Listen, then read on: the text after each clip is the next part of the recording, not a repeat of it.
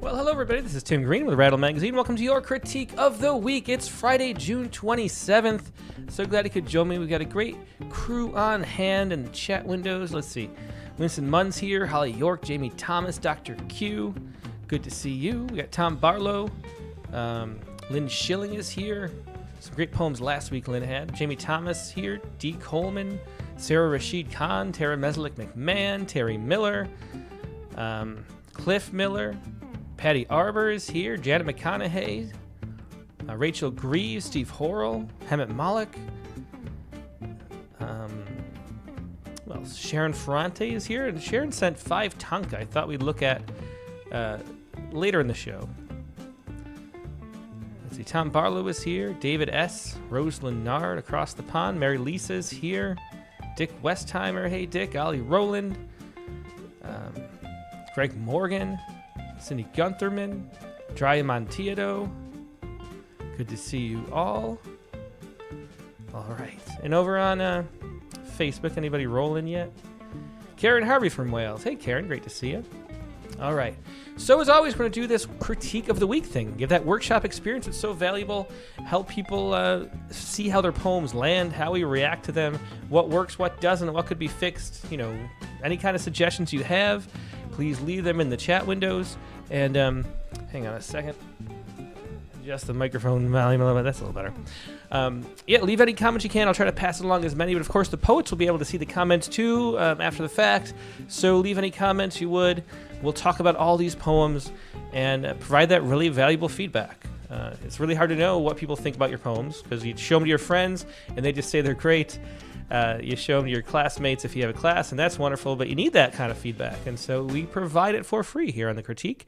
And if you'd like to submit poems, I should say, too, all you have to do is go to rattle.com, find Critique of the Week up in the menu under Content, submit up to 2 poems, and we'll discuss them in the order they were received. If you're a regular participant, we'll try to get to you sooner, which is why we're going to jump right to the Tonka from Sharon Ferrante.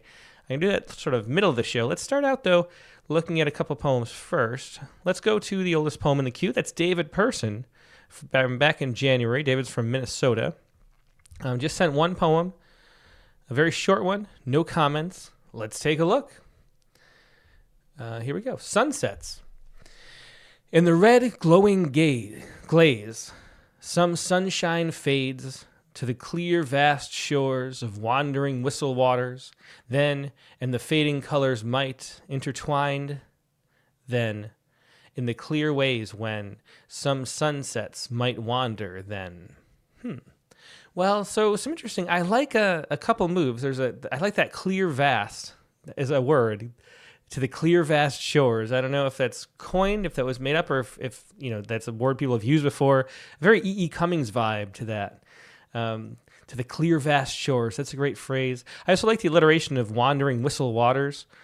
I'm not sure about the then, when rhyme going on, because when you have those articles, it's not really rhyme, because the whole point of rhyme is to play with your expectation and what it's doing in your brain.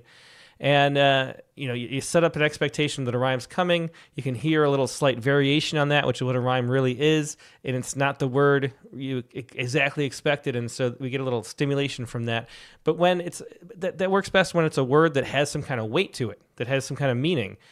And because it's playing with the way that those things are connected in sound, but not subject or not usage, if that makes sense. And so when you're using articles to rhyme on it, really doesn't add anything to the experience of the poem on that level. And so I'm not sure what's going on there. Besides for that, I'd like to see some kind of, story appear, some kind of speaker. Who is the speaker? Someone watching a sunset. Sunsets, we'll read it one more time. In the red glowing glaze, some sunshine fades to the clear vast shores of wandering whistle waters. Then, and the fading colors might... intertwined then in the clear ways when some sunsets might wander then. So what's happened? And who's has it happened to? We just don't get much substance. We get a little bit of a view of the sunset. Maybe we could make a haiku out of it with a clear, vast shores, and that might make a good poem. But we need some kind of movement, something happening. Often that includes having a subject, there's something more than the speaker, a character in the poem to make something happen. It's just pretty much, a poem that, looking for a turn, as Danette Bermia says. Terry Miller says in line 2, drop some. Yeah, Sarah Rashid Khan says, I do love the idea behind it, but I don't feel anything I crave, either learning something from sunsets that I haven't heard before. Yeah. So we're just, it's a good start to a poem, but then something's got to happen, enter it. And then figure out what's going on, because really not much is going on. As Maria L. Burke says, after Whistle Waters, it seems the lines are cut off. Yeah, and I don't know. And Rachel Grieve, when is then? I don't know. So there's not a lot to chew into. I do like that phrase, but that's about it. So tell us a story. Tell us what happens to the sunset. Tell us what happens to you after you leave the sunset. Go back to a different space and time. Winston Munn says it's a piece of description. It describes not even that clearly the sunset, and then nothing else has happened. Dry Montito says, I'm intrigued by the connection between the sunset and the wandering, but I'm not sure what it is. Maybe that's where to find the turn in the poem. So good suggestion. But the poems have to do something. They got to go somewhere. They have to, it's a magic spell, and so you have to be. A magic spell is transformative. It takes you from, it turns Bugs Bunny into a bat or whatever. And you need some kind of transformation. Even if that's an emotional space that changes, something has to change. Something has to happen in the poem, and nothing really happens here. So that's the first step. So let's move on and try to focus on that. Okay. But thanks for sharing that, David Person, again from Minnesota. Let's take a look at another poem. We'll try to move through these quick for a bit, because we are getting more and more submissions. I went for like a year or so without mentioning them in our decline letters that we did the critique of the week, so we could sort of get through all these poems, because I really can't devote more time to it. And so we want to get to everybody, but we got caught up a little bit, and now we're getting flooded with poems, so we'll see. Anyway, the next poet up is Kyle Hina from Ohio. And in the general questions box, no general questions, 2 poems here, both sort of a typical 1-pager length. Let's take a look at the first one. Again, this is Kyle Hina. And here we go. Let's go. Counting cars. Counting cars is boring, except with my grandma, on that old wooden porch swing that would creak on rusted springs as we flew back and forth. Flecks of pale blue paint peeled by fingertips, restless with the impatience of youth, would flutter to the ground beneath us. Steam from the pale brown coffee cup, cradled in fingers, calm with the patience of age, would waft into the air above. She'd count white, I'd count red, and I'd always win somehow. And when I did, she'd nod to the distance like a maestro cueing bells for the third movement. They'd be quiet at first, tinny and cheap as a dollar store music box, but to me they'd sound like carolers announcing the coming of Christmas as the ice cream truck turned onto the road. She'd hand me the old worn cup of change from the china cabinet inside, and I'd run to the curb. It felt like all the riches in the world were in that little off-brand Dixie cup somehow. So I like this. So here's the difference here between having a story and not like the last poem did. This poem gives a story, and so we're much more engaged. And really, that is, it's something happened, and that's the first step. And we've got there with this, and so we're more willing to go along with the poet and see where this journey is going to take us, because we know that something's going on, something's happening. So counting cars is boring. And I think, the first thought when you come across the counting cars is boring is like, why tell us about stuff that's boring? But then it turns on that, except with my grandma, on that old wooden porch swing. I think old wooden porch swing, I think, is a sort of generalized description of that. I think we could maybe do a little better at describing that moment. They would creak on rusted springs. Someone pointed out this long line could use some trimming. I don't know why not make it. We have 4-line stanzas, I believe, through the whole poem. But I'm not sure. I think we could use a little break there just to keep it. We talk about making the poem look nice as it's presented and look like it's carefully crafted, and it looks a little better if we don't have that long line. Not that you can't, but it's one long line drawn out on the page where there's another long line too.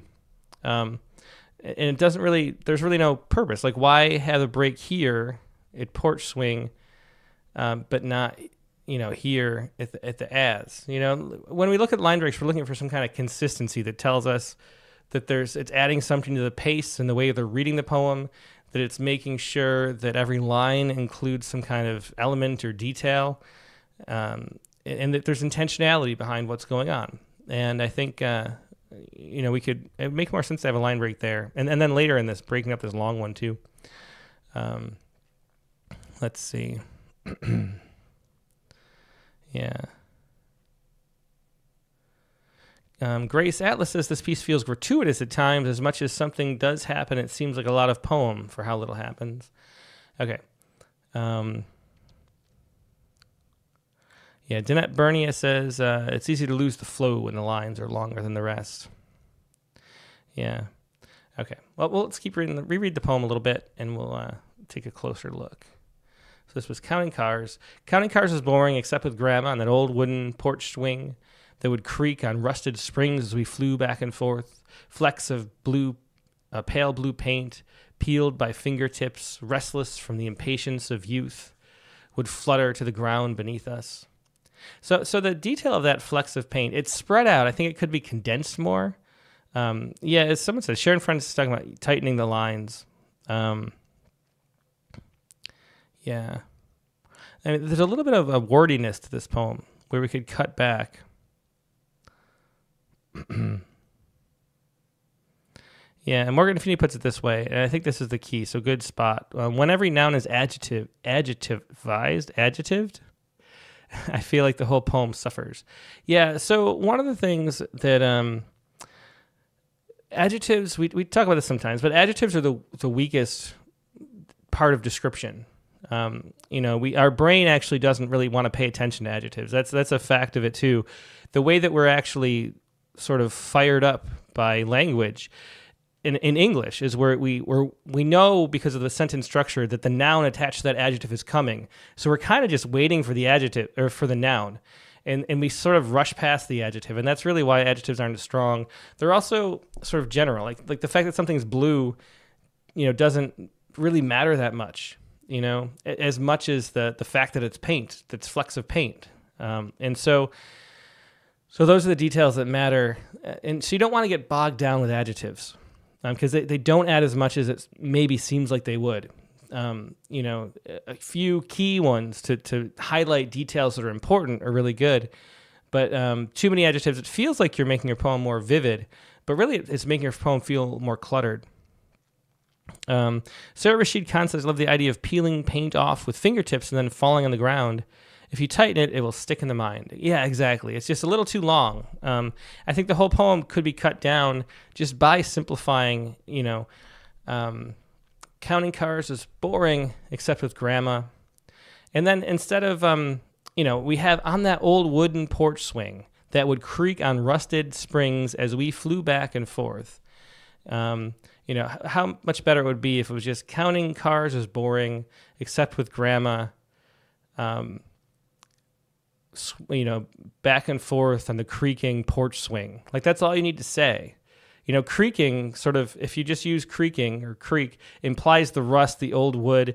Like, you don't need the rest. So you can cut that, really what should be 3 lines, because that one is extra long. You can cut down to 1 line, and it says the same. And that's what we want to do to make poems more concise, so they have more impact and more memorability. Like Sarah Rashid Khan said, when the poems are tighter, the really good images stand out more and make us remember the poem. So tighten it up. And that's what we mean by tighten up. The flecks of pale blue paint we don't really need to know that they're pale blue unless there's a reason why they're blue. We could say flecks of paint and then maybe mention blue as the pile, as we're condensing, talking about the blue flutter or something like that. There's ways you can get certain details in that don't rely on so much of that basic sort of setup.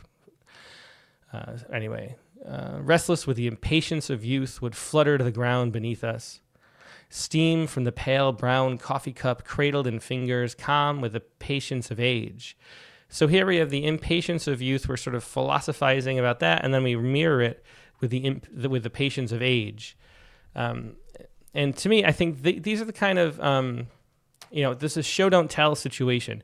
When we're told by sort of the narrator that the paint flecks are restless with the impatience of youth, that's the kind of thing we want to be shown, demonstrated by seeing how they fall. So, they could fall impatiently, but don't tell us that it's youth. Like, let us come to that conclusion about what symbolically that means, because then again, we'll feel more strongly about the poem. Steam from the pale brown coffee cup. Again, the pale brown is just, unless there's a real reason for it, it's just sort of detail that we gloss over as we read. Cradled in fingers, calm with the patience of age, would waft into the air above. She'd count the white, I'd count the red. Now here, the white and the red are adding actual significance. They're not just colors, but they're the colors they're counting, and so that works good and is necessary. And I'd always win somehow. When I did, she'd nod to the distance like a maestro cueing bells for the third movement. I like that last image, and I think that's one of those lines you could end there if you'd wanted. Yeah. Anyway, they'd be quiet at first, tinny and cheap as a dollar store music box, but to me, they'd sound like the carolers, announcing the coming of Christmas as the ice cream truck turned and onto the road. And so again, all these lines, I think the story is told. There is a story here, and it just needs to be condensed and cut down.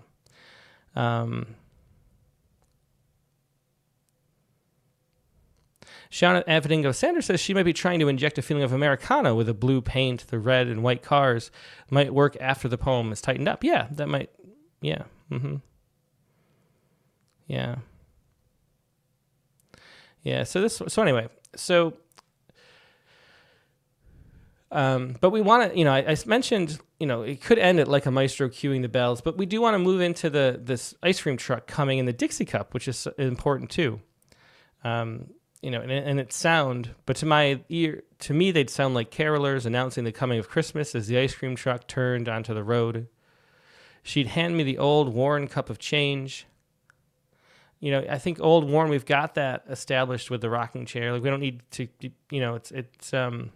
we can imagine that, this cup of change is fine. It's the kind of stuff we want to strip out. She'd hand me the cup of change from the china cabinet and I'd run to the curb. It felt like all the riches in the world were in that little off-brand Dixie cup. And I think you could end there without the somehow. Let's see.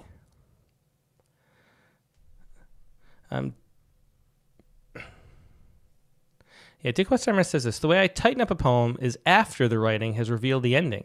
I copy it to a second doc and commit to cutting half the words and reread and see if I get from the beginning to the end without them.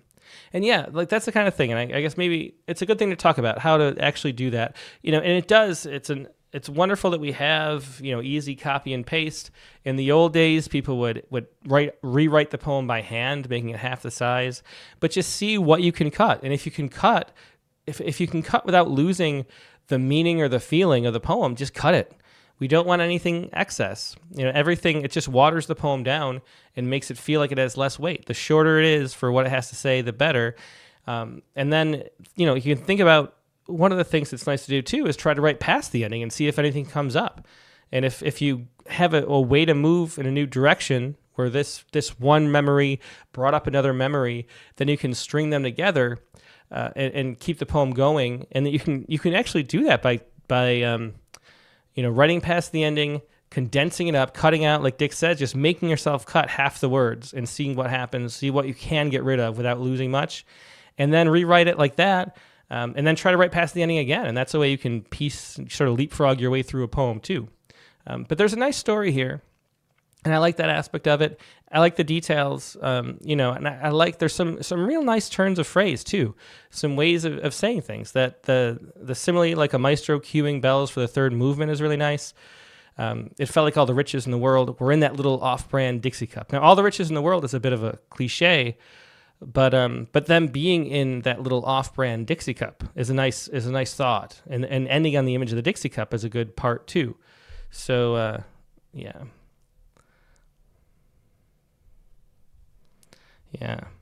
Okay, and CLAS says, I know it's painful, but if you can cut out the majority and still have the essence, that's great writing. Yeah, and without getting rid of the articles. We don't want to, as Rena Espaillat reminds us over and over again, those function words are what make the words ring true, and we want to keep those in. So don't cut. It's like cutting chunks and lines and phrases and adjectives. Keep the natural rhythm. Don't make it seem like a list of nouns. Yeah. Okay. Yeah. As Rosenard sums it up very well. There's great placemaking, and storytelling just needs editing. Okay, let's take a look at our other poem.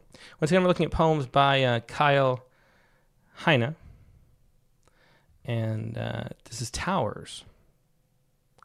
Brick by arrogant brick, we build stagnant and lifeless things, because progress has deemed us masters, of course, transcendent, above the created cycles of life. Walls become towers, become cities, composite caverns of cognitive cadavers, boxes of non-life meant to protect us from death. Like sterile hospital rooms where life is called virus and exterminated, all in the name of self-preservation. But still death finds us with an avenging force 77 times as strong. We build bigger, taller, stronger. We silence its droning sound and scatter to our own solitary fortresses. All the while, from outside, they tell us stories, 1,000 ringed tales of life, death, rebirth, new life, of creation and rest. But we won't listen. We refuse to listen. So, as Grandpa dies, I hide behind the phone that I can silence when I want to, and I hope that my tower will save me. Through the silver of a crack in the window, I hear them, whispering their wise tales. Maybe one day I'll listen. So I think the poem picks up where so as Grandpa dies. I think there's a nice movement in that way. But I think we get, it's a slow build up to that point. So again, I think the main thing to take away, Kyle, is cutting. Do the same thing as the last, as Dick Westheimer suggested, copy and paste this over into a new document or the next page on the document where it is. And then just take out and cut everything you can. Brick by arrogant brick. I wonder if we should just even do that. Let me download this.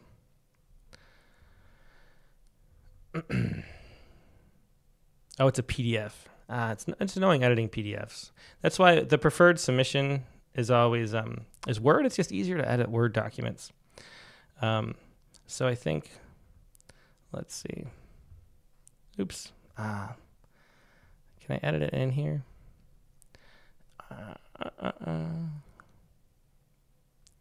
Okay, 1 second. Let me see if this will work. I'm just kind of curious at this point. If I here and then edit.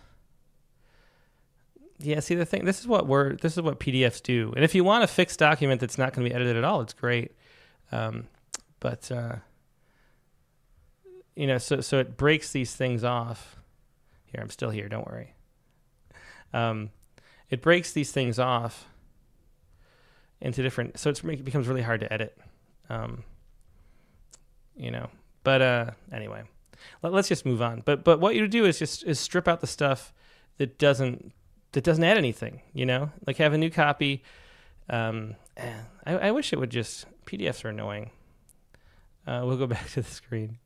But yeah, so brick by arrogant brick we build, so stagnant and lifeless things, because progress has deemed us masters. So, of course, transcendent. The of course transcendent you probably don't need. Above the created cycles of life. Walls become towers, become cities, composite caverns of cognitive cadavers. It could be, just caverns of cadavers is a, that's the kind of tightening and cutting out we want to do. See what you can cut everything. Okay. But that is the main advice. Let me see what anybody else is suggesting. Yeah. Sean Evaningo Sanders says the alliteration seems a little too heavy in the second stanza. That was something that came up in the last poem a little bit, but it wasn't too bad. But yeah, so walls become towers, become cities, composite cadaverns of cognitive cadavers. That is a mouthful. Boxes of non-life meant to protect us from death, like sterile hospital rooms where life is called virus and exterminated. And so the image here, but so this composite caverns of cognitive cadavers, that's a mouthful. And without really realizing it was the alliteration that was annoying, I wanted to condense that a lot just because it feels so cluttery. And I just said not too long ago, caverns of cadavers is much better. It's because there's too much. You get bogged down in that same sound over and over again. It becomes like a tongue twister. And that's not the kind of thing. You want people to be flowing through your poem with grace, kind of. But the thing is that the towers themselves are interesting as an image. So when we're just describing those, I think the image works, and then we can move into, building bigger, taller, stronger towers and describing those and the sounds. It's the talk around it that's not as interesting and could be cut. Michael Antrobus says, I really like the overall conceit in addition to what's already mentioned about cuts. I think the abstraction of the tower at the turn is a missed opportunity. The tower is too important to waste. Yeah, let's read through again, or keep going. All in the name of self-preservation, but still death finds us with an avenging force 77 times strong. We build bigger, taller, stronger. We silence its droning sound and scatter to our own solitary fortresses. All the while, from outside, they tell us stories, 1,000 ring tales of life, death, rebirth, new life, of creation and rest. But we don't listen. We refuse to listen. So, I think that whole stanza could be cut. It doesn't really add anything. The tower symbolically has meaning that you're building, and then the talk around it like that's what I'm talking about, are the kind of things that don't really add anything. So as Grandpa dies, I hide behind the phone, and I can silence when I want to, and I hope that my tower will save me. Through a silver crack in the window, I hear them. I hear them whispering their wise tales. So it goes from my tower to I hear them, from singular to plural, and I think that's one of the things people were talking about as the pronouns get a little confusing to follow. And so be really consistent with that image and the tower and what it is. PMB says could be an extended metaphor for the dark side of ambition and pride in our accomplishments. Yeah, there's a lot of symbolism there. Jeanette Burmy says that the tower a cell tower. That's interesting too, yeah. Morgan Fee says, why 77? Am I missing something? I wondered that too. So we've talked about this poem a bunch. If we're missing something, that's a sign that we're missing it. Holly York, this is a good point, says the heart of the poem is Grandpa's death, and the poem begins in a sort of preachy mode. Yeah, that's a good way to put it too. It is preachy. If we focus on the image of the tower, we describe how they're built brick by arrogant brick. I think is a good use if we keep it to a minimum. And let us know that sort of direction we're talking about the building. And then, describe the tower and then get to the real, where the poem really starts, with the grandpa dying and how the two connect. And I think there's a nice leap and a nice turn to connect these two ideas, the grandpa's death to the towers. But there's more we can develop there too. So tightening, condensing, and then the same prescription as last time, and then right past the ending, see what happens. Okay, we're going to move on. Thanks for sharing that. And once again, the poet was Kyle Hina. And let's go. I think we're going to do Sharon. Ferrante's tanka next. So for those unfamiliar with the tanka form, it's sort of haiku-ish. Here we go. Here's Sharon Ferrante's tanka. And let me read her note first too. Sharon said, did you have any questions? See, one of the reasons I was a little late to start, Submittable is acting goofy on me today. Let me try to refresh. Okay, I think that worked. Okay. So here's the general question. Sharon says, a few have been rejected in journals, just wanted the experience of the critique on them. Okay. Well, let's take a look at these 5 tanka by Sharon Ferrante. Sharon, of course, wonderful short form poet. She's been in Rattle a couple times. And hear her tanka. Now, if you're unfamiliar with the tanka form, tanka are sort of like haiku. And haiku are not 575 syllabic poems that just happen to be short. That's not really the point, and that's getting the whole tradition wrong. I'm not going to do the whole spiel about haiku. But it's really, as I say, 2 worlds in one breath. It's about juxtaposition, about placing in a very small space these 2 things near each other so we can learn something about the world through that symbolic, comparison, that leap from one to the other. And there's always, 2 kind of things, 2 angles of looking at it, 2 places in time, 2 perspectives, 2 ways of thinking smushed together. And that's really what makes a haiku. The 575 is a different type of thing. It's really a short, long, short. So there's this feeling of, and because Japanese poetry or the Japanese language is a Moraic language. And so it has a sort of, you feel the regular intervals. So you feel that short, long, short, you feel the sort of missing space in the air around it. It's like a way to give sort of air and let the silence around the poem let you contemplate. And that's really what it's about. Tanka, now, is a similar shape, and traditionally 575, 77, but in the mora, which is the length, not again this. Okay, my computer froze for a second. Are you still there? Okay, that was weird. That's never happened. Having a lot of technical problems today. But anyway, if you got all that, so the difference is you add those 2 extra lines. And that allows you to have a little bit of story, a little bit of narrative. And so it's sort of the haiku spirit, but allowing you to have more of a narrative movement. And that's the best way to think of tanka. And so let's take a look at Sharon's tanka here. Wondering why I can't let things go, little by little, that one dark cloud spits out its rain. Maybe we'll read all 5, and then we'll talk about them one by one. This old train, I hear its romance, how bewitching, the ghost of a boilerman singing. He writes a poem about how he loves my truth, suddenly that uneasy feeling. You ask why I'm so in love with hard rain, then walk away in your muddy boots. I bet he knows it still haunts me, making me touch them, all the crawly things on the angler's hat. I think that's my favorite one.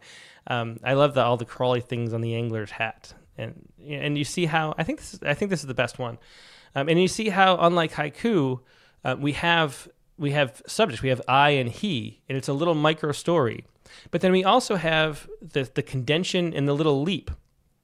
Let's see, yeah.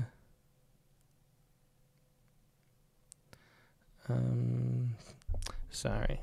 It might be we have a thunderstorm going by. I wonder if that's messing up stuff.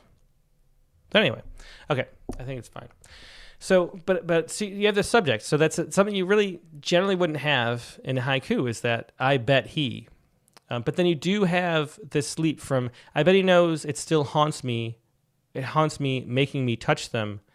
And then there's the ... all the crawly things on the angler's hat. And it's sort of the memory and the little story that the image of the hat evokes. So we still have this, like a haiku, we have sort of parts that are pushed together. And that's really nice. The only thing with this haiku, I think that the language is a little clunky in the first 3 lines. I bet he knows it still haunts me, making me touch them. That me making me feels a little off. I think that could be a little more concisely said. I bet he knows it still haunts me. I'm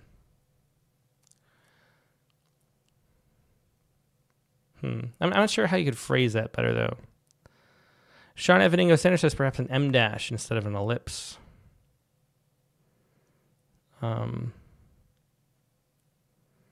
Yeah. That phrase, I bet he knows it still haunts me, making me touch them.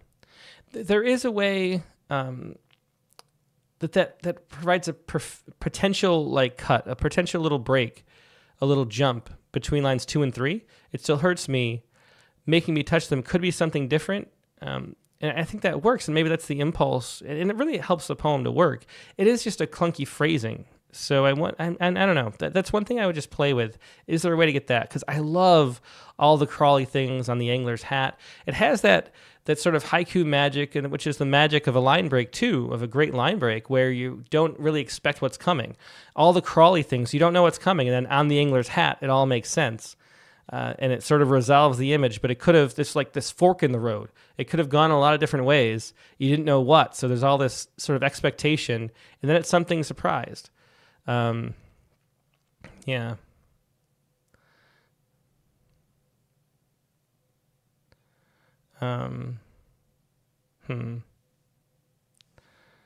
Yeah, Mary Ellen Clutch says the font is difficult to see too. And yeah, that's true. I wonder if it help if I make it a little bigger. Yeah, probably.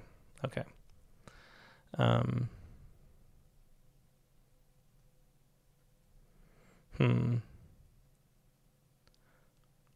Sean Evaningo Center says, do we need the I bet? Could it just be he knows? He knows it still haunts me. Yeah, I didn't mind I think you could cut the I bet, but I didn't mind it. I didn't think that got in the way of anything. Oh, here we go. This is a good suggestion. Michael Antropus says, I bet he knows it haunts me still, making me touch them. Yeah.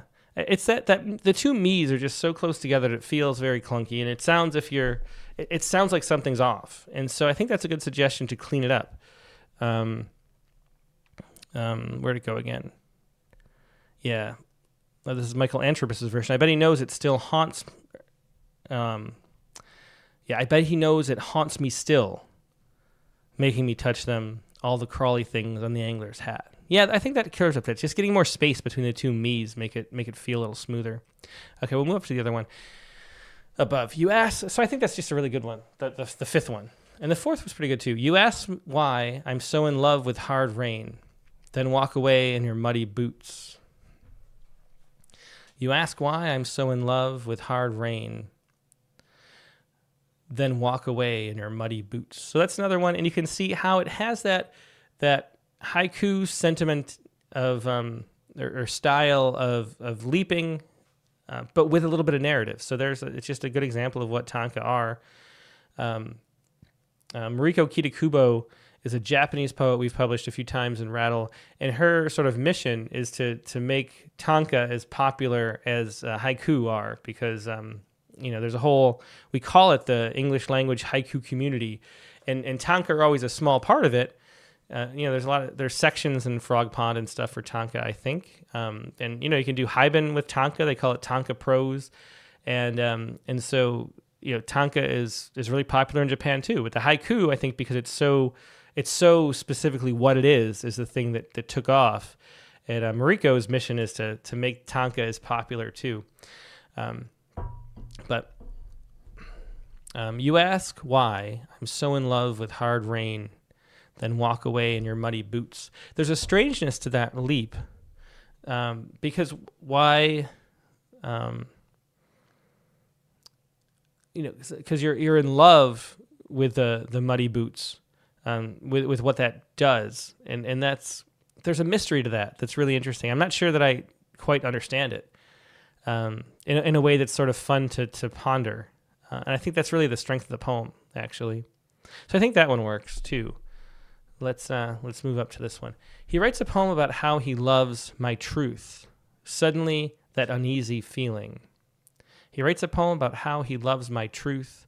Suddenly, that uneasy feeling. And now this one, I think, because it doesn't have any kind of images to hold on to. It doesn't ignite anything in the mind's eye. I think because of that,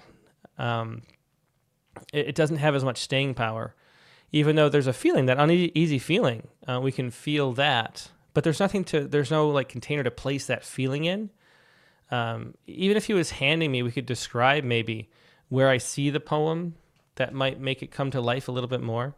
But this one, I think it feels a little bit more flat than the other two, just because it doesn't have that kind of tangible detail to it that you can kind of feel like the other two do.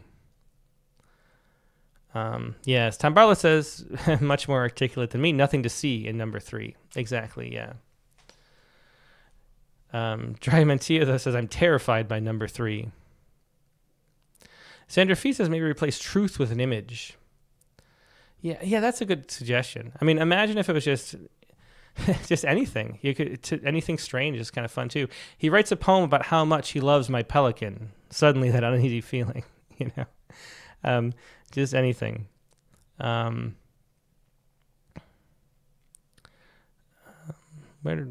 see.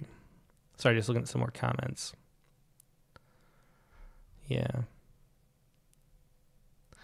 And Deb T puts it really well, too. I think number 3 is the potential to be explored because the feeling there is strong. And it is. He writes a poem about how he loves my truth. Suddenly, that uneasy feeling. Yeah. It's just a way to visualize something going on there that we can hold on to. Dry Montito says, no, my truth is a concept that can never be reduced to an image. It's true. It would be a totally different poem. Let's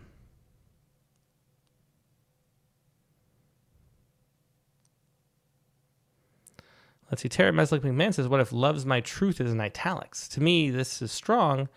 A come on, unwelcome, and uneasy. Italics makes it a show. Thoughts? That's an interesting idea.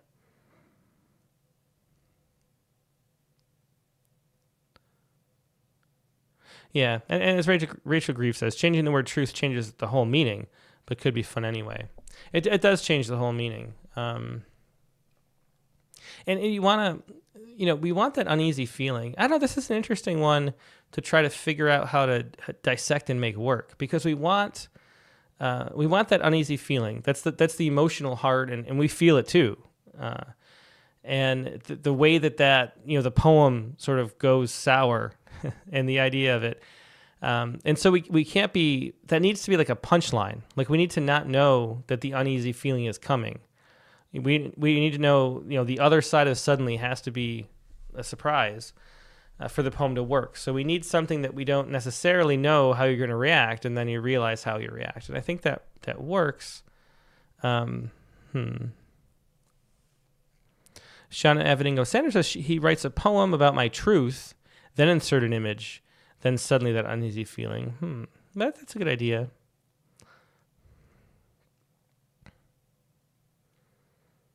Morgan Feeney says, if we're stuck on preserving my truth, would it help if we instead made a poem more specific? He writes a sestina.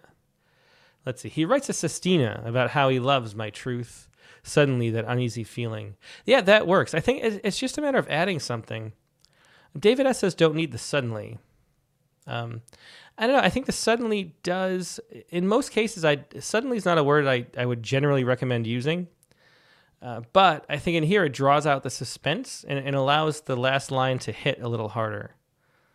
Yeah, and I like that uneasy feeling too. I think the emotion. I think the second half or the last 2 out of 5 lines. I think that works. It's just a matter of getting some kind of a little bit more detail, something a little surprising in an image or something into that sonnet. Says Rose. He writes a sonnet about how he loves my truth. Suddenly, that uneasy feeling. I think the sonnet is a good example of how it is what we have to avoid. Because sonnet, we see it coming as a love poem, I think. We don't want that. Because then the uneasy feeling is not really a surprise. Dry Montito says, I feel like, and he's the one who loves it, by the way. So I feel like number 3 is about the terror of being perceived and misperceived. When someone thinks they see my truth, what if they are wrong? What if they are right? Can I be known? Can I be loved? Yeah. That's a great way to put it. And that is the uneasy feeling. Yeah. And so how can we make that it's a great, Mary King says it'd be funny if he wrote a haiku. He writes a haiku about how he loves my truth. Suddenly that uneasy feeling.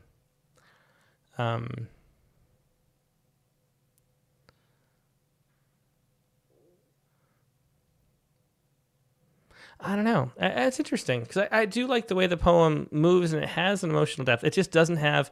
It's a good example of just how much visual imagery is a clinging power. I mean, if Donald Trump didn't have that build the wall, that whole campaign wouldn't have worked. It's that having the image of that, even though it's not not anything actually built.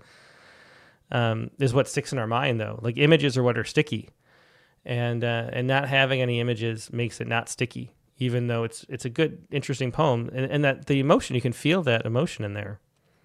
Anyway, let's take a closer look at the other two. This old train, I hear its romance, how bewitching, the ghost of a boiler man singing.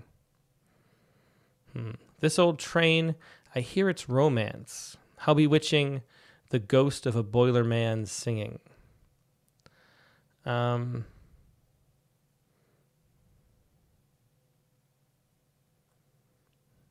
Yeah.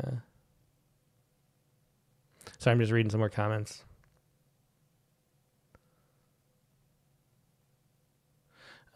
Anyway, so this one I think doesn't have. So you notice the other three, which I think are all good in their own ways.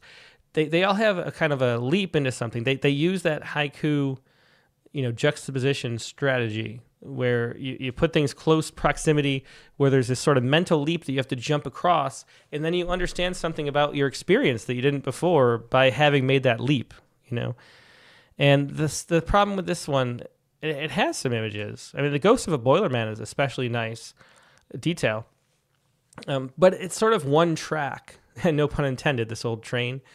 But this old train, when you have an old train, then it's bewitching already in line 3, and then you have the ghost of the boiler man singing. Yeah. Michael Antrobus says, I think she can do better than romance and bewitching, missed opportunities when every word is critical. And yeah, that's it. It's the romance and the bewitching and the ghost are all sort of on the same plane of existence. So we need some kind of way to cut. And I think that, because Sharon's a great poet, she knows what she's doing. I think the idea that the old train is romantic, because there's this romantic notion we have of trains, but then it's actually haunting, feels like enough of a cut, but it doesn't feel, but it's not strong enough. It feels sort of, because old, there's the ghost feeling already too, even though there's the romantic kind of notion. It's like both of those connotations are there with the old train, and so it feels like we didn't go anywhere. And so we need just more juxtaposition somehow. And I think maybe the key here would be, I think what I would try to play with is moving this italicized, or the cut we had here, if it's a dash or italics or whatever, down to the third line, cutting the how bewitching, and seeing if we can draw on the romance a little more. And it could be, even if it was this old train, I hear its romance, how endearing, the ghost of the boiler man singing.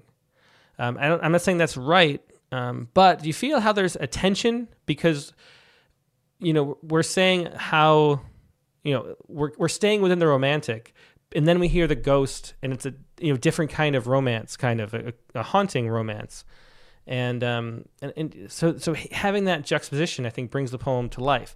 So I think, playing with what you have in this line 3 is the key, and maybe moving a break down so it's sort of tied to the top 2 lines. I think that would help.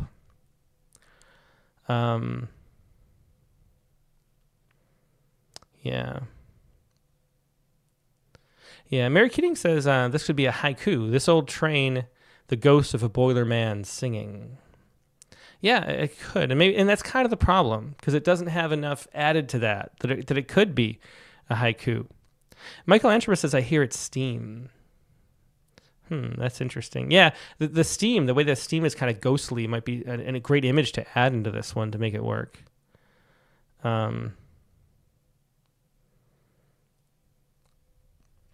David S. says, old train singing, the romance of the boiler man's ghost. Or what about like the sort of like a call to romance, the ghost of the boiler man singing? You know, like you could play on that, the way that word means more. It could be being drawn to it, but also literally the boiler man sound is a call. You know, something like that. It just needs another level. It's sort of stuck on one level. Okay, we're moving backwards to the top. Let's do the top now.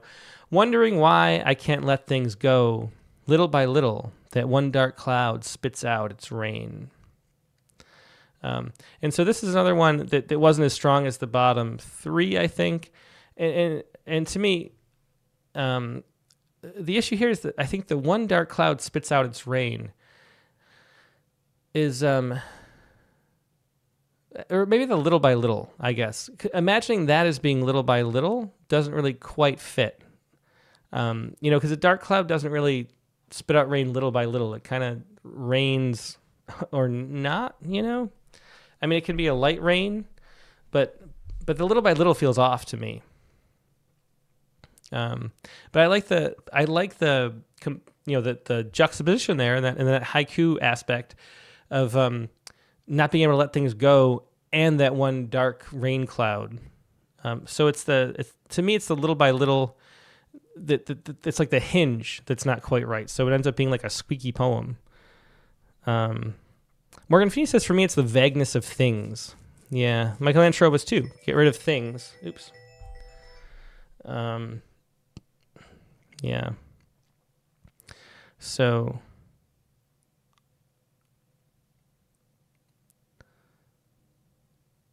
yeah, Sarah Rashid Khan says, like poems that punch me emotionally but punch me really hard, and that's why I don't really connect with this poem. Yeah. Good point. Yeah. Elizabeth Brown says, right, Tim, spits implies little by little. I guess that's it too. It's redundant. So what can we say? Maybe could there be an object that the rain is raining on? Or could we like look at the ground somehow or the dirt there? Like, what could we go? Something, I don't know. It's just missing something right there. Mary King says, again, haikuifying it, I can't let go that one dark cloud spits out its rain. Yeah, that's a good, yeah. And maybe that's the key, I think, for Tanka, is if it could be a haiku, just make it a haiku. If you have elements that are necessary, to add to make it work, then it's a tanka, Yeah, but it's that little by little. Oh, this is a good. I like this one. Cindy Guntherman says, "What if I can't let it go? That one dark cloud spits out its rain." Yeah, and then that becomes a question. What if I can't let it go? That one dark cloud spits out its rain. I like that suggestion a lot. I think that fixes it. Yeah. Yeah. Okay.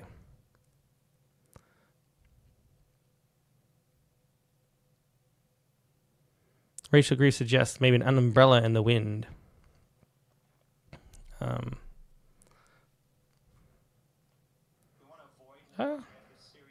on. I got it.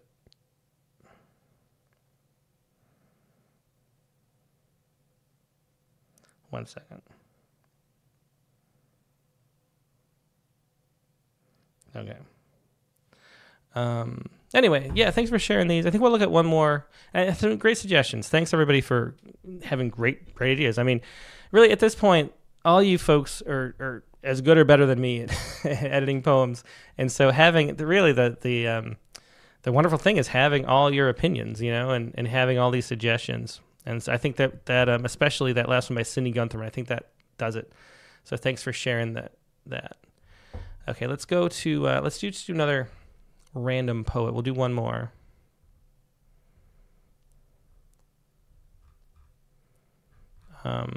Okay, the next poet up is Leila Watson from Oregon. And so this is a general question. I've got a thing for sudden transitions. I also have problems with some of the vocab not being my favorite because I sacrifice for rhythm and rhyme in I Am That Girl. For instance, Berry Crime is meh. But the second half of the poem I'm quite proud of. Very curious about your thoughts because it's gotten to be too complex for me to judge my own work. Okay. Well, let's take a look. That's something interesting to see. This is a longer... Well, this might be a little bit long to go through, but let's try it. Okay, I'm not dying of anything. They're very short lines, so let's see how this goes.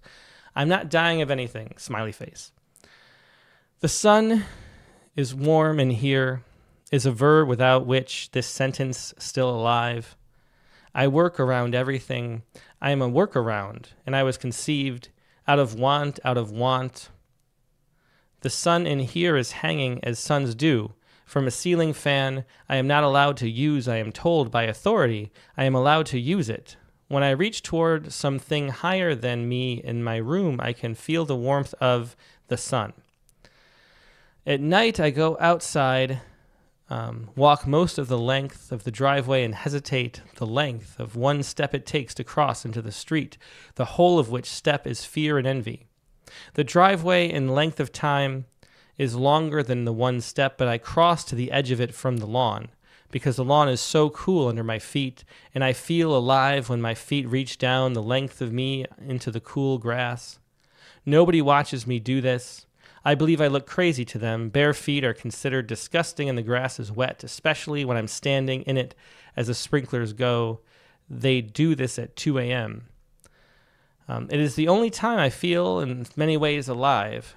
What is more, the cut grass of the nice neighborhood house in which I live is tall with pride.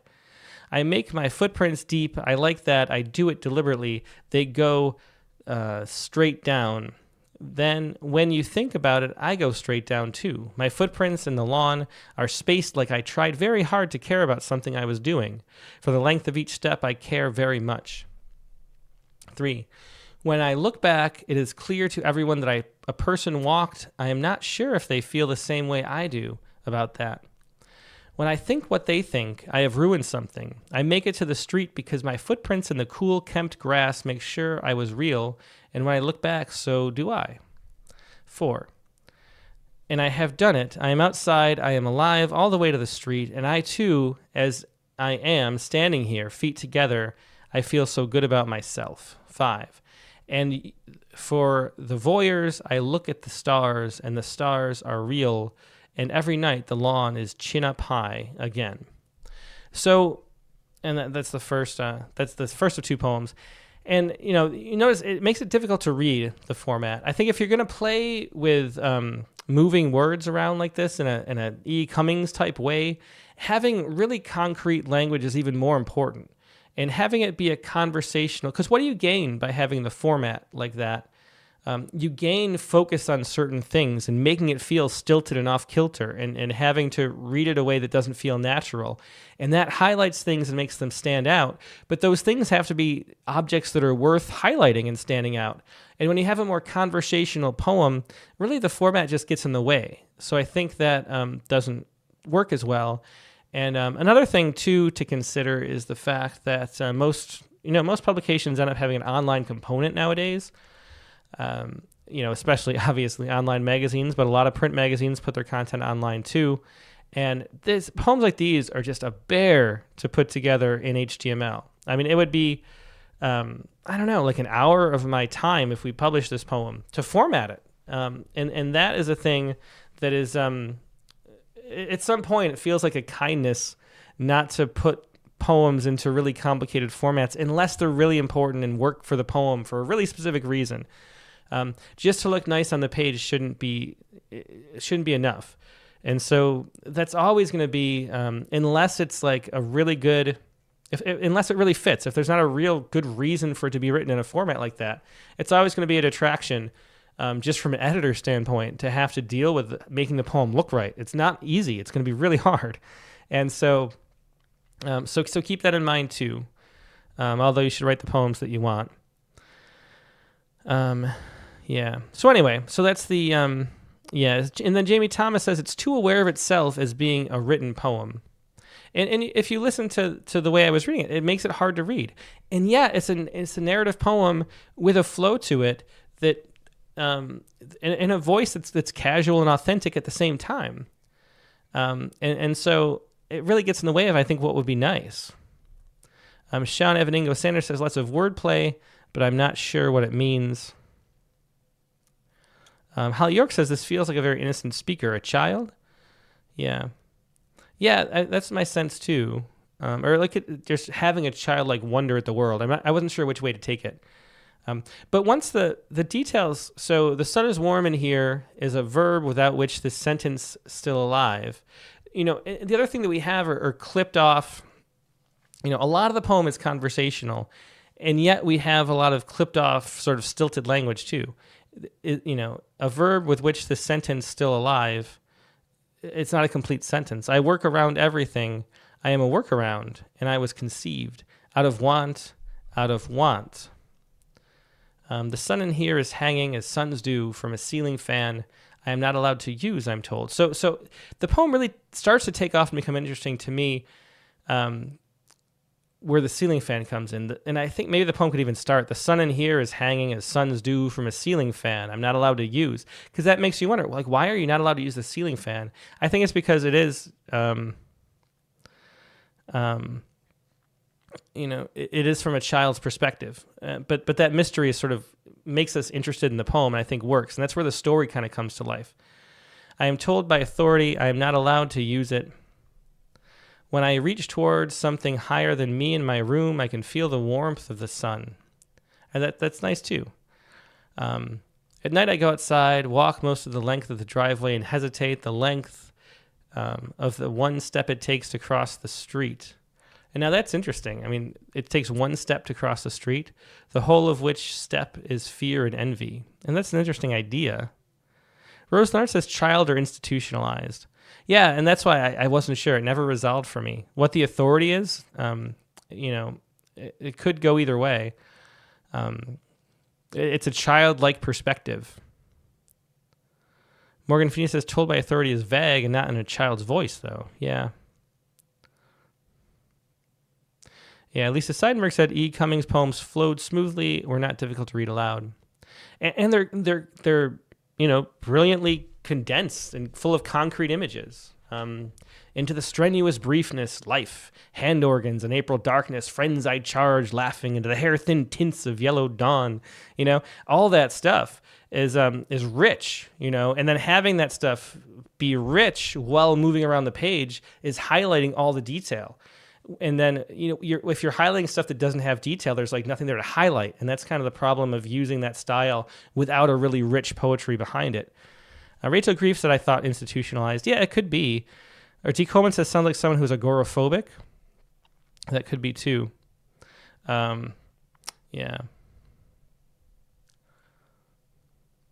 Yeah. So I'm not sure about the interpretation, but there is this curiosity in a story that emerges there. And so that works.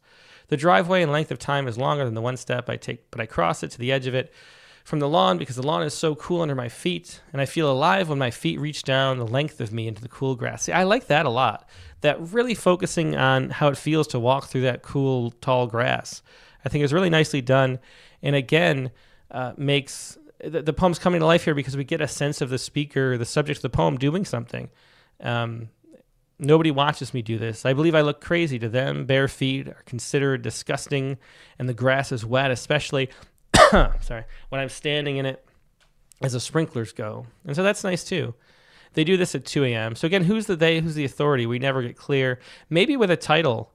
The title is I Am Not Dying of Anything, smiley face. And maybe if the title told us something about the situation, we wouldn't feel as lost in the poem. We could enjoy the narrative a little more. So I don't know who the they is. They do this at 2 a.m. And if we knew who the they is, and the speaker knows who the they is, but they're not telling us, and so because of that, we don't get to know. So we're sort of feeling left out of the poem. We don't know if it's a child. We don't know if it's someone institutionalized. We don't know if it's someone who's just trying to recapture their childlike wonder at the world. And so we don't know what's going on. It is the only time I feel in some ways alive. What is more, the cut grass of the nice neighborhood house in which I live is tall with pride. I make my footprints deep. I like that. I do it. Deliberately they go straight down. When you think about it, I go straight down too. My footprints in the lawn are spaced like I tried very hard to care about something I was doing. I really love that line. My footprints in the lawn are spaced like I tried very hard to care about something I was doing. And that's why I keep saying it has a conversational tone, even though it's having a lot of wordplay and jumping around and dropping some articles and not using full grammar in places, because it's the places here where it is this casual mode where it's a real voice telling a story. That's where the poem is the strongest, is it when it's my footprints in the lawn are spaced like I tried very hard to care about something I was doing. It's a really great way to describe it. For the length of each step, I care very much. I'm not sure what that adds. When I look back, it is clear to everyone that a person walked. I am not sure. Sorry. Where'd my mouse go? Sorry, there's so many. Oh, there we go. Okay. I'm not sure if they feel the same way I do about that. Okay. When I think, they think I have ruined something, I make it to the street because my footprints in the cool, kempt grass make sure I was real. And when I look back, so do I. And that's a nice thing too. So I think that's really the heart of the poem, the light that you couldn't touch, and in this little anecdote about the grass. And I think that works. As Clayton Clark says, the footprint section is so strong, and it makes me want the poem to be just that and not the play. The play is getting in the way of that nice story in the middle. And it's not really a resolved story. So stick to that and then let us in a little bit. By the end, we should really know what's happening, a little bit more grounding, maybe by letting us know in the title what's happening. Okay, well, let's take a look quickly. Winston Munn says trying to be too clever in presentation led to confusion. Yeah, and there's a real talent in the writing, and it's a shame that that's blocked by having too much sort of self-conscious poet play, you know? Let's take a look at the other poem. I think this is shorter, and then we're going to go, I am that girl. I have left skin behind on blood-red spines of rabbit holes red with berry crime. My movement fantastic, and I far away thinking I hate this. And it happens, pines shed bled dried spires, make tree skirts like dry rot pyres.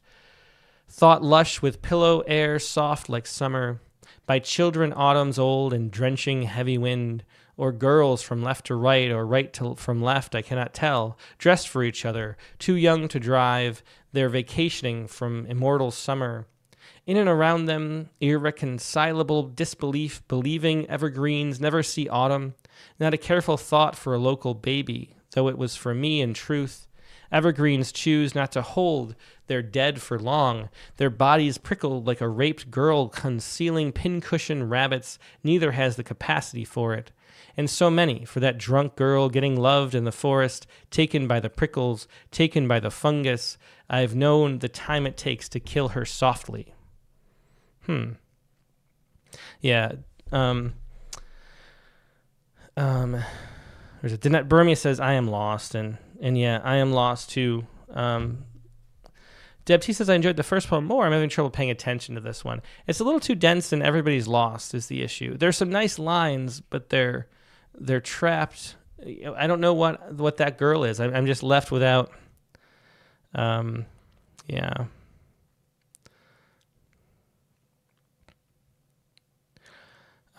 Sarah Rashid Khan says it's trippy to read in the second stanza. It is. It was a little difficult to read too. Yeah,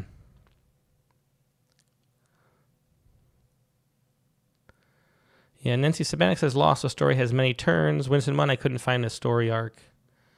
Yeah. Yeah, again, I think there's too much play. You know, I mean, play is wonderful. But not enough like reason why that comes through, you know, that just the poet is getting in the way of telling us what needs to be told. Rose Leonard says, was that definitely the end? Oh, no, it wasn't. I'm sorry. Good call, Rose. I scrolled down and thought it was. Okay.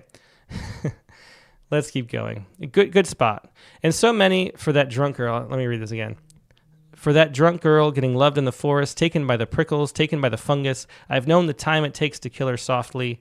That time it takes to fall asleep. I've been that girl. I've been that girl. Don't lift your head up, lichen, bark flake, sappy-eyed dreamer. You're in the fairy forest. This is what magic is. It's not real. And I've been that girl, and I didn't know it. I've lived in that youth shelter, floating home, body checked for selfish cutting, given clothes, ODD, PBD, PTSD.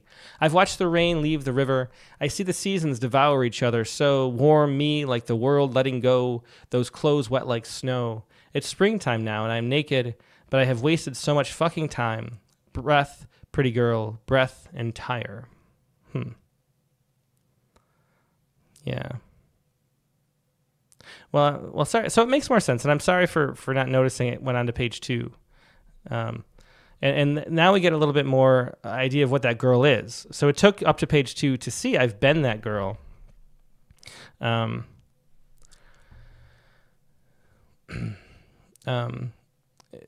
that girl. So now we know what that girl is. Yeah, is when someone says now it takes off at I've been that girl. Yeah. Wayne, the poet says the poem is a perfect set with the first one. She's an observer recalling. Yeah, the second half makes more sense. Diamantino says sap is a good image for PTSD. That's interesting.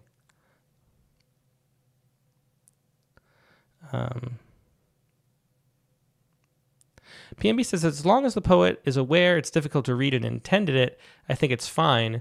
Some writers like to try and confuse or even torture the reader. But why would you read it? Yeah. I mean, why would you want to read and be tortured? Do people like reading poems like that? And if so, I don't know. But there are great lines, and Morgan Feeney points one out. I do like "watch the rain leave the river." That's a great phrase. Yeah, it is. There's a lot of talent in here. I just think it's obscured by the intentional obscurity. And Roselanner says in the last line, should it be breathe, not breath? I think so too.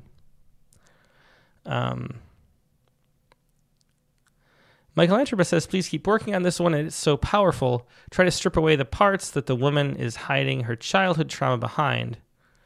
Yeah. Dick Westheimer says, I always write continue near the bottom of the first page on the rare occasion that a poem spills over. Yeah, partly it's the margins being a little big too. And if you notice in Rattle, we have a little continued ... in the bottom corner. To let you know, and just because it's like, oh, you think that's the end, and then you turn the page, it takes you out of the poem, and then you're like, oh, it keeps going, and this just ruins the experience of the poem to me. So I always put a little ... in the corner of Rattle's issues, so the readers can know that, hey, the poem's going to keep going, and you don't really lose your flow.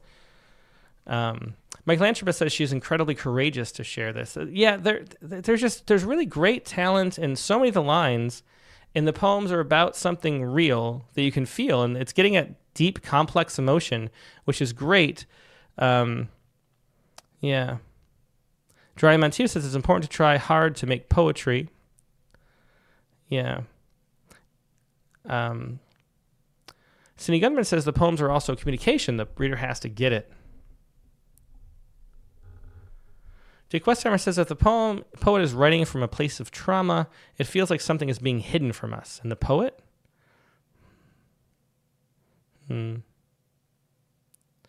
Yeah, so Lisa Seidenberg says it becomes more interesting in the youth shelter part. Let's hear more about that experience. And always, this is it's a common theme, but we want to hear the experience. We want to know. We want to know what you're writing about. Like as readers, we love you and want to hear. That's the sum of it. And having it be hidden and obscured by a lot of sort of performance poetry kind of thing. Not like performance poetry, but like the feeling poetic, like trying to force the things to be more, more as poetic as they can be. That gets in the way a lot with just the fact that it's naturally poetic and there are great lines already. And so pulling it back and letting us in and telling the story a little more directly would just really help.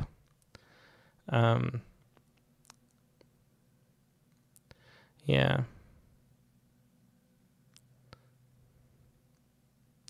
Sarah Rashid Khan says she definitely has a voice that makes me want to listen to her. Yeah, there's tons of talent here, and tons of need to write. There's a real reason behind these poems. And so that's wonderful. Okay. Morgan Hina says, yes, great voice. A bit of refining would help us understand the story. And again, the title can always be the thing that lets us in. It's very easy. If you want to have obscure, abstract poems that have sort of big leaps and cuts and leave us off kilter, just grounding us in the title, letting us know what's going on, beyond just I Am That Girl. I think both titles, what's the other title? Oh, it's way up here, sorry. The other title was I'm Not Dying of Anything, with a smiley face, which is interesting. But it doesn't tell us anything either. And if this poem told us something about the situation, we'd relate to it a lot more. And it's the same thing with the second poem. I Am That Girl is just a line from the poem toward the end, and it doesn't add anything. It's just sort of a label, and it's a missed opportunity to let us in. And it's a great opportunity to let us in without leaving the voice.